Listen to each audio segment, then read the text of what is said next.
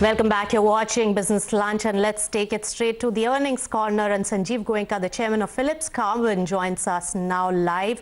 Sanjeev, good to have you on CNBC TV 18. Now, looking at your numbers, just posted some time back, net profit is down 25%. On a YOY basis, revenues down 23%. How is it looking as far as the overall business is concerned? I'm sure QOQ you have done far better. So is that demand-based recovery from the last quarter to now, and or is it the supply side issues being addressed? So give us a picture on what really transpired in this particular quarter. Okay. If you see, the profit after tax is 59.31 crores, and this is after charging of 50 crores on account of stop loss, which happened because of the oil price reduction because of COVID. So if you actually sanitize it, the 59 is actually 109, which is better than the previous quarter year on year. We closed September at a volume of 38,800 metric tons, which is the highest sales the company has ever done. The first quarter was pretty much of a washout. We just about broke even. The second quarter has bounced back well. Volumes are showing very robust traction. And our focus on international markets is paying off. And our international volumes is going up, our sales from specialty blacks is going up. So overall profitability is also on a standalone basis good. But we thought it is prudent to provide for this 50 crores of stop loss that we've had on the oil price. And so we've written it off in this quarter itself. Sanjeev, your EBITDA margins, I'm looking at that 15.9% versus 14.9% on a YOY basis. Can you give us a breakup on what account your margins have improved, and also give us the figure on the realization per ton, per kg? Okay, so there are two things which have happened because of which margins are better. Because of COVID, we actually tightened our belts a lot more. And we are now saving close to about an additional 6 crores a month from where we were at the beginning of this year. Now, that's a very significant amount. Two is our true specialty volumes have gone up to about 1,800 tons. This, if you remember, was about 900 to 1,000 tons. And specialty margins are clearly higher than normal carbon black margins. So the combination has resulted in this. Hi, Mr. Goenka. Good afternoon. There is a lot of talk of, festive demand now, and carbon black is a key raw material, right, for tires. There's this whole recovery in the CV cycle, etc. So what is the, demand that you're sort of factoring in now? And also, what is the sales volume for this quarter for carbon black? And, what's the outlook for the second half? The second half looks, well, it's actually very difficult to forecast too far ahead in the COVID period.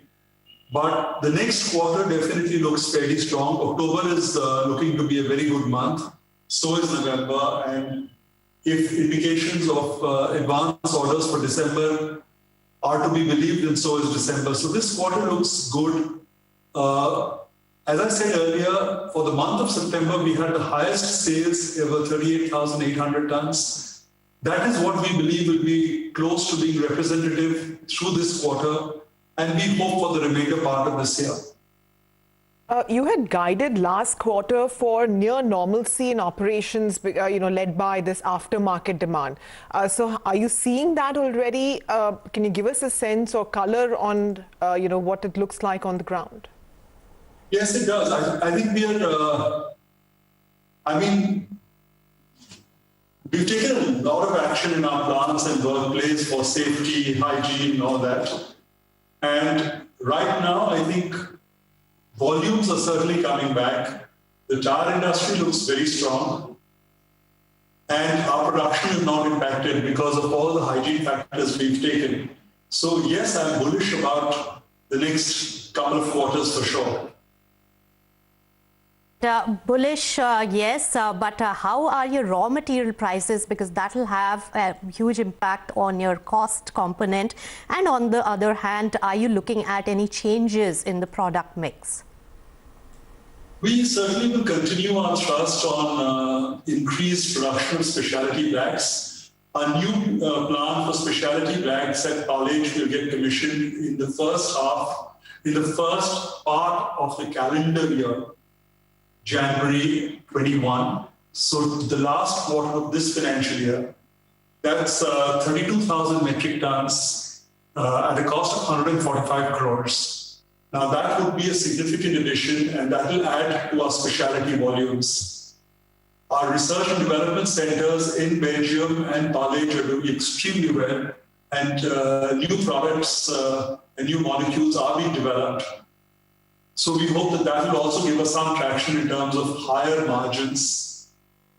Oil prices, I think, seem to be we don't expect too much volatility from where it is right now. And this month, we could actually see some kind of gain because of oil prices. Mr. Goenka, the anti-dumping duty on import of carbon black from China was due for revision in November. Is there anything that you're hearing about what might be the outcome? Very difficult to say, but I have no reason to believe that it will be discontinued. Okay. And what about your market share at this point? Can you reflect on that, of course, and the export mix as well? The market share, I think we are gaining share with companies like MRF, Apollo, JK, and this is a very good trend. We are increasing our supplies to world majors. We are becoming preferred suppliers to many companies now. It's been a long journey. It was, in fact, the first company that was set up in the country on the Atmanirbhar platform. In those days, it was called import substitution. But I think we've come a long way since then. It is also our 60th year.